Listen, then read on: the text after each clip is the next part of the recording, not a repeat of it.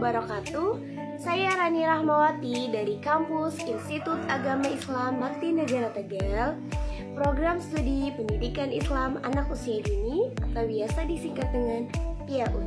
Di sini saya akan sedikit menjelaskan dan memaparkan pelajaran yang sudah saya ambil dari dosen saya, yaitu Kak Teddy Kartino selaku pengampu mata kuliah Teknik Bercerita dan Mendongeng. Tentunya teman-teman tidak asing lagi dengan apa itu dongeng dan apa itu cerita. Di sini saya akan sedikit menjelaskan apa itu perbedaan cerita dan dongeng. Cerita adalah kejadian yang benar-benar terjadi dan bersifat secara nyata. Tetapi dongeng adalah kejadian yang terjadi pada zaman dahulu, bersifat khayalan, aneh, dan berimajinasi. Sudah sangat jelas dan kelihatan perbedaannya bercerita dan mendongeng, tapi masih berkaitan. Dan di sini saya akan sedikit menjelaskan bagaimana teknik bercerita dan mendongeng yang baik, seperti Kak Teddy Kartino yang sudah terkenal di Kampung Dongeng. Yang pertama, simple. S itu ada singkatannya, yaitu suara unik. Ketika kita mendongeng memiliki suara yang berbeda-beda tentunya. Yang pertama, ada suara narasi. Suara narasi adalah suara asli tetapi bervariasi dan tidak monoton. Yang kedua, ada suara ilustrasi. Ilustrasi biasanya itu disebut juga dengan gambaran. Ketika kita mendongeng, di situ ada gambaran sedang mengetok pintu, suara angin berhembus, suara ayam berkokok, dan lain sebagainya, masih banyak lagi. Yang ketiga, ada suara tokoh. Suara tokoh tentunya berbeda-beda. Tergantung di dalam dongeng ada beberapa tokoh yang kita gunakan. Suara yang berbeda dari suara asli. Jadi suara tokoh itu masing-masing. Misalkan kita menirukan suara nenek, menirukan suara tokoh kakek, dan menirukan suara ibu misalkan. Ketiga tokoh itu suaranya harus berbeda-beda, karena agar pendengar itu bisa membedakan mana suara kakek, mana suara nenek, mana suara ibu. Isi cerita. Tentunya isi cerita ketika kita mendongeng, yaitu ceritanya harus bersifat positif, karena kita juga sebagai pendidik mencontohkan sesuatu yang baik untuk anak didik kita, apalagi di pendidikan anak usia dini. Selanjutnya M, yaitu mimik atau ekspresi wajah.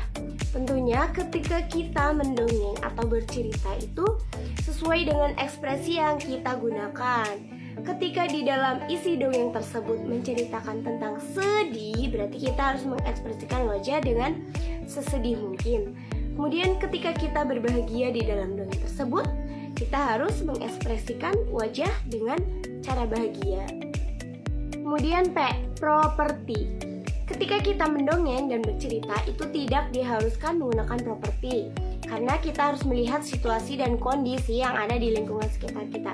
Tetapi menurut saya, mendongeng atau bercerita menggunakan properti itu sangat penting, karena agar memudahkan kita dalam mendongeng, dan pendengar itu akan lebih mudah memahami isi dongeng yang sudah diceritakan. Ketika kita mendongeng menggunakan properti, itu seperti menggunakan boneka, menggunakan musik, menggunakan sesuatu yang ada di sekitar kita. Kemudian empati dan entertain.